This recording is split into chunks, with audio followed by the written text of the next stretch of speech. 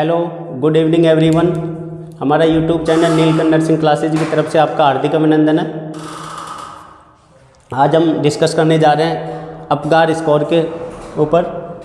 Apgar score है वो एक न्यूबॉर्न बेबी के लिए असेसमेंट होता है। जो न्यूबॉर्न बेबी का जो असेसमेंट होता है वो एक तरीके से ऑब्जेक्टिव असेसमेंट होता है। यह असेसमेंट अपगार स्कोर है वो doctor Virginia Apgar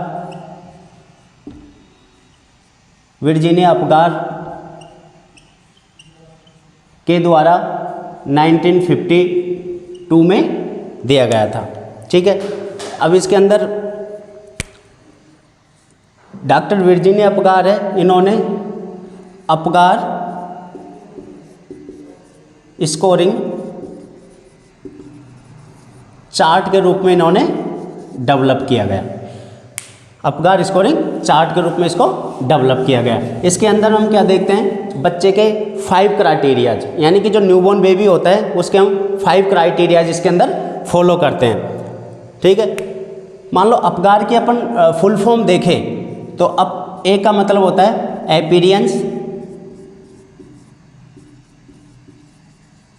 experience, P का मतलब होता है पल्स, जी का मतलब होता है ग्राइमैक,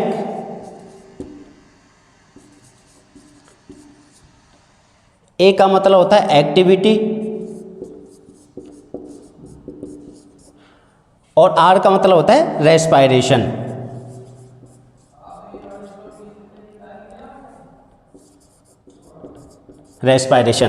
हम अगर फर्स्ट ये देखते हैं एपीरियंस के अंदर, हम एपीरियंस के अंदर क्या देखते हैं, हम स्किन कलर। न्यूबॉर्न बेबी है, अभी अभी एक एक्सटर्नल एनवायरनमेंट में आया है, तो हम क्या देखेंगे फर्स्ट में उसका एपीरियंस में क्या देखने को मिलता है, हमको स्किन कलर देखते हैं। स्किन कलर मान लो अगर बॉडी पिंक है तो बेबी एक नॉर्मल कंडीशन में, एक तरीके से, यानी कि उसकी बेबी की अगर बॉडी पिंक है तो बेबी नॉर्मल कंडीशन, यानी कि बेबी किस टाइम पे क्या हो सकता है, स्किन ब्लू भी हो सकती है और हल्का पेल भी हो सकती है स्किन। यानी कि मान लो कि हल्की ब्लू और हल्की पेल है तो हम देखेंगे कि बच्चे की स्किन में कोई दिक्कत है। ठीक है, इसके बाद हम दूसरा अगर हम ले पल्स के रूप में, मान लो कि बेबी का पल्स है वो नॉर्मल हार्ट रेट के रूप में देखा जाता है, हार्ट रेट।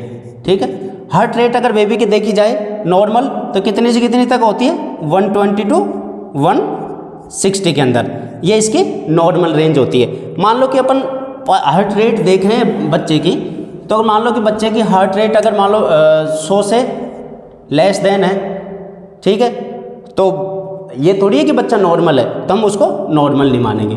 ठीक है, इसके बाद आता है ग्राइमेक क्या होता है, ग्राइमेक देखते हैं कि बच्चा की जो स्किन है उसको हम कोई भी मान लो कि हम उसको टच कर रहे हैं। ठीक है, टच करने के बाद बेबी हमको कितना रेस्पॉन्स दे रहा है, यानी कि उसके क्या देखते हैं, रिफ्लेक्सेज देखते हैं। इसके अंदर ग्राइमेक के अंदर क्या देखेंगे, रिफ्लेक्सेज, यानी कि बेबी हमको कितना रेस्पॉन्स दे रहा है टच या फिर वो करने से। ठीक है, ग्राइमेक में देख लिया। इसके बाद हम देखते हैं एक्टिविटी देखेंगे बच्चा कितना क्या एक्टिव है क्या नहीं है, इसको हम एक्टिविटी के अंदर respiration rate, normal respiration rate देखते हैं हम। इसके अंदर है जो अगर अपगार स्कोर आप कर रहे हो, ठीक है, इसका टोटल स्कोर कितना होना चाहिए, यानी कि वैसे टोटल स्कोर होता है इसका 10। अगर अपन नॉर्मल रेंज में अगर बच्चे का स्कोर आ रहा है जैसे कि 7 से 10, एक तरीके से क्या होती है, एक नॉर्मल रेंज होती है। नॉर्मल रेंज में नो डिस्ट्रेस है। अगर मान लो बेबी का स्कोर है 3 से या 4 से 6 के बीच आ रहा है तो बेबी डिस्ट्रेस में है, तो बेबी को हमको दिखवाने की ज़रूरत पड़ती है, हॉस्पिटलाइज करवाना पड़ता है। अगर मान लो बेबी का जो ये स्कोर है, अपगार स्कोर है, वो 0 से 3 के बीच आ रहा है तो बेबी को इमरजेंसी कंडीशन में हॉस्पिटलाइज करवाना ही पड़ता है। यानी कि हम इसके लिए हम अपगार स्कोरिंग के लिए हम जो डिजिट है इनको हम 0, 1 और 2 में व्यक्त करते हैं। ठीक है, ये 3 क्राइटेरिया है। और जो भी हमको जो अपगार स्कोर है वो कब कब करना चाहिए, क्या क्या टाइमिंग है, यानी कि timing of Apgar scoring, Apgar scoring. ठीक है, अब अपगार स्कोर के अंदर हमको बेबी को, जब बेबी जस्ट डिलीवर्ड हुआ है तो यानी कि एट 1 मिनट पर, ठीक है, फर्स्ट हम कब करेंगे, बेबी डिलीवर्ड होते ही जस्ट 1 मिनट पर हम क्या करेंगे, अपगार स्कोरिंग करेंगे। ठीक है, मान लो कि बेबी अगर जस्ट अभी अभी एक्स्ट्रा यूट्राइन एनवायरनमेंट में आया है, वो सर्वाइव नहीं करेगा सही तरीके से, तो 1 मिनट पे हम जो अपगार स्कोर करते हैं तो उसमें ये चीज़ें नॉर्मल नहीं आएगी। ठीक है, नॉर्मल नहीं आएगी। उसके बाद हम करते हैं दूसरी जो स्कोरिंग करते हैं हम एट ए 5 मिनट पर हम करते हैं। ये अपगार स्कोर हम मान लो कि इस पर अपन ने 1 मिनट पे किया, इस पर नॉर्मल नहीं आई, तो जस्ट हम 5 मिनट पे अपगार स्कोरिंग करेंगे। मान लो इस पर भी थोड़ी सी डिजिट क्या आती है अपनी, एब नॉर्मल आती है। ठीक है, एब नॉर्मल आती है, तो इसके बाद में जस्ट हम 15 मिनट पे भी कर सकते हैं। तो 15 मिनट पे हमारी जो भी डिजिट है सही आएगी। ठीक है, इसके बाद हम अपगार स्कोरिंग है उसका हम चार्ट देख लेते हैं, कैसे बेबी नॉर्मल है, कैसे नहीं है, कैसे एबनॉर्मल हो सकता है बेबी। तो इसके अंदर हम शुरुआत में बात करी थी कि अपगार स्कोरिंग के अंदर 5 क्राइटेरिया हमने यूज किए हैं। ठीक है, 5 क्राइटेरिया में देखो, फर्स्ट हमने देखा था हार्ट रेट। ठीक है, हार्ट रेट हम देखते हैं, अगर मान लो वैसे हार्ट रेट की तरह होता है नॉर्मल 120 टू 160 के अंदर, नॉर्मल रेंज 120 टू 160 होती है। मान लो कि हार्ट रेट अपन ने देखी तो वो क्या आ रही है, एब्सेंट आ रही है, एब्सेंट आ रही है, तो हम इसको क्या कितना स्कोर करेंगे, 0। ठीक है, मान लो हार्ट रेट है लेस देन 100 आ रही है, ठीक है, लेस देन 100 आएगी तो हम स्कोर करेंगे 1। उसके बाद अगर मान लो कि हार्ट रेट अबव 100 आ रही है, 100 से अबव 110 120 ऐसे करके आ रही है, तो वो एक तरीके से नॉर्मल डिजिट हम 2 में स्कोर कर देते हैं। ठीक, उसके बाद देखते हैं बच्चे की रेस्पिरेटरी एफर्ट्स, यानी कि बच्चे का रेस्पिरेशन कैसा है कैसा नहीं है। मान लो कि रेस्पिरेशन है बच्चे का आ ही नहीं रहा है, तो क्या देंगे उसको, एब्सेंट। एब्सेंट में स्कोर क्या करेंगे, 0। ठीक है, उसके बाद आता है जैसे कि मान लो कि अपन पल्स देख रहे हैं बच्चे की रेस्पिरेटरी, तो उसमें वीक आ रही है, स्लो आ रही है या इरेगुलर आ रही है, बच्चा क्राई कर रहा है। ठीक है, जो क्राई भी कैसे, धीरे नॉर्मल आवाज़ में। ठीक है, वैसे तो बच्चे के अपन रेस्पिरेशन अगर देखते हैं तो बच्चे का हमेशा हल्का फुल्का क्या आता है, स्लो और इरेगुलर आता है। ठीक है, अगर मान लो कि ये चीज़ें इरेगुलर रह रही है पल्स, या फिर वीक आ रही है, स्लो आ रही है, तो अपन यहाँ पे स्कोर करेंगे 1। इसके बाद अगर मान लो अपन देख रहे हैं कि बेबी गुड पोजीशन में, अच्छी रेस्पिरेशन रेट आ रही है उसकी, या उसका जो बेबी अगर रो रहा है तो एक स्ट्रॉन्ग आवाज़ में रो रहा है, यानी तेज फ्लो में रो रहा है, तो हम इसको स्कोर करेंगे 2।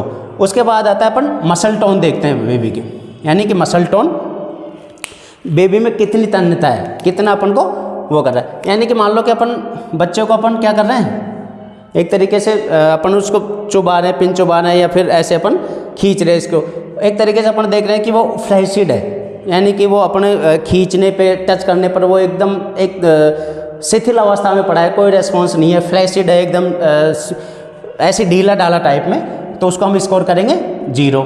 ठीक है, इसके बाद अगर मान लो अपन ने उसको टच किया, उसके बाद उसमें कुछ फ्लैक्शन देखने को मिल रहे हैं, उसके एक्सट्रीमिटीज में फ्लैक्शन देखने को मिल रहा है, उसके हाथ पैर है वो क्या कर रहे हैं, हिल रहे हैं, तो उसको स्कोर करेंगे 1। और मान लो कि वो अपन ने टच किया और तुरंत अपन को रेस्पॉन्स आ रहा है, ठीक है, तुरंत अपन को रेस्पॉन्स दे रहा है बच्चा, तो उसको अपन वेल फ्लैक्स्ड या एक्शन मोशन, एक्टिव मोशन कर रहा है, तो बच्चे को अपन स्कोर देंगे 2।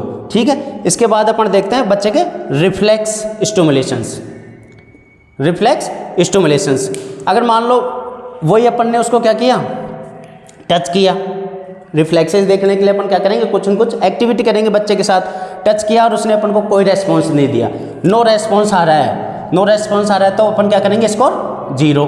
ठीक है, मान लो थोड़ा सा ग्राइमेक है, ग्राइमेक का मतलब अपन ने उसको टच किया, चीक पे किया, चाहे स्किन पे किया, और अपन ने चीक पे करने के बाद बच्चा हल्का फुल्का देरी से अपन को रेस्पॉन्स दे रहा है, दे तो रहा है लेकिन थोड़ा टाइम लेके दे रहा है, ग्राइमेक उसको बोलेंगे ग्राइमिक, यानी हल्का लेट रेस्पॉन्स दे रहा है, तो उसका स्कोर करेंगे अपन 1। ठीक है, उसके बाद अगर मान लो अपन ने उसको कोई भी एक्टिविटी करी बच्चे के साथ और वो तुरंत क्या करने लग जाता है, या स्नीजिंग करने लग जाता है, या कफिंग करने लग जाता है, या बच्चा क्राइज करने लग जाता है, तो उसको अपन स्कोर करेंगे 2। ठीक है, इसके बाद अपन देखते हैं बच्चे का स्किन कलर। अपन ने अपीयरेंस शुरुआत में देखा था, तो स्किन कलर बच्चे का देख रहे हैं। तो बच्चे का अपन कह रहे थे कि बच्चे का वैसे तो बॉडी नॉर्मल अगर रहती है तो बच्चे की स्किन क्या रहती है, एकदम पिंक कलर। लेकिन यहाँ पे बच्चे की जो बॉडी है वो हल्की ब्लू और हल्की पेल है, यानी कि साइनोसिस अपन बोल सकते हैं, या फिर एक्रोसाइनोसिस उसको बोल सकते हैं। तो बॉडी ब्लू हो रही है या पेल कलर की है, तो अपन उसको क्या करेंगे, स्कोर देंगे अपगार स्कोरिंग में 0। उसके बाद अपन ने देखा कि बॉडी हल्की पिंक और एक्सट्रीमिटीज यानी हाथ पैर उसके क्या हैं, नीले पड़ रहे हैं, नीले दिखाई दे रहे हैं, तो अपन उसको स्कोर करेंगे 1।